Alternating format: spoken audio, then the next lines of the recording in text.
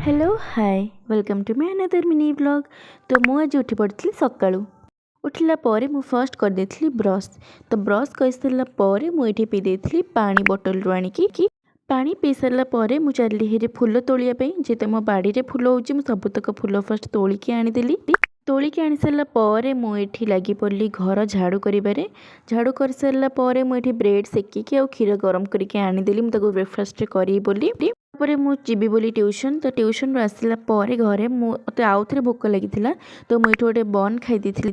तापर टिके समय रेस्ट करके उठला पर हो जाइथिला लंच टाइम। आउटा हूँ लंच माने कौन है लंच भात ता सहित टमाटो बैगण पाग ता सहित होता डाली सहित आलू भजा आ सहित होता अंडा भुर्जिया आउता शाग माने सजना शागर भजा आलू भर्ता ताको खाई मु शोई पड़ी। देन संध्या बेला मैं भौणी मोर जाइए मार्केट किछटा काम थिला।